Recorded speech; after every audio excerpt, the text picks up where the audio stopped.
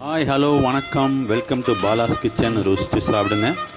Morning smoothie ரெகுலராக கேட்டுட்ருக்காங்க. ஸ்மூதியில் வந்து எல்லா நட்ஸும் போட்டு, சியா சீட்ஸ் போட்டு, பனானா போட்டு மார்னிங் ஒரு ஹைஜீனிக் பிரேக்ஃபாஸ்ட். இது ரொம்ப நல்லாயிருக்கும். வெயிட் லாஸ்க்கு சரி, வெயிட் கெயினுக்கும் சரி.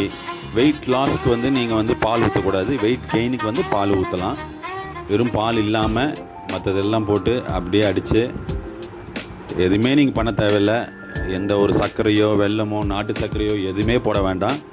அப்படியே சாப்பிட்லாம். வேறு லெவலாக இருக்கும், சூப்பராக இருக்கும். ரொம்ப ஸ்ட்ரென்த்து, நல்லாயிருக்கும். சாப்பிட்டு பாருங்கள். முடியலைன்னா ஆர்டர் பண்ணுங்கள். தேங்க்யூ. மஞ்சள் பூசணி பரங்கிக்காய் பொரியல், இதுவும் ஒரு ரொம்ப நல்லது உடம்புக்கு. மிளகு ரசம், மஞ்சள் பூசணி அட்லீஸ்ட் மாதத்தில் ஒரு 2 வாட்டியாவது எடுத்துக்க சொல்கிறாங்க.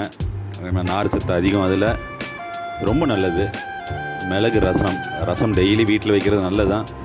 ரசம் வைக்கும் போது கொஞ்சம் டெய்லி ஒரு ரசம் வைங்க. ஒரு நாள் மிளகு ரசம் வைங்க, தக்காளி ரசம், பருப்பு ரசம், கொள்ளு ரசம், இந்த மாதிரி ஏதாவது டிஃப்ரெண்ட்டாக ரசம் வச்சுட்டு இருந்தால் சாப்பிட்றதுக்கு நல்லாயிருக்கும். அயில மீன் குழம்பு ரெடி ஆகுது. வேறு லெவலில் ரெடி ஆகிட்டுருக்கு பாருங்கள். திக்காக மீனை போட்டதுமே சிம்மில் வச்சு அப்படியே மூடி விட்ருங்க. இது ஃப்ரைக்கு கட் பண்ணி வச்சுருக்கு.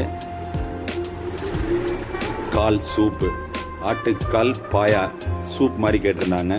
ஆக்சுவலாக ஆட்டுக்கால் சூப் வந்து பார்த்திங்கன்னா நைட்டு செஞ்சுனேன். எங்கள் ஊர் ஸ்டைல்லாம் அப்படி தான் செய்வாங்க. மதுரை சைட்லாம் கால் என்ன செய்வாங்க, நைட்டே செஞ்சுருவாங்க. செஞ்சுட்டு அதை அப்படியே எடுத்து வச்சுருவாங்க, சாப்பிட மாட்டாங்க. அது நைட்டெல்லாம் அப்படியே நல்லா ஊறிட்டு மறுநாள் காலையில் வெறும் வயிற்றில் சாப்பிடுவாங்க.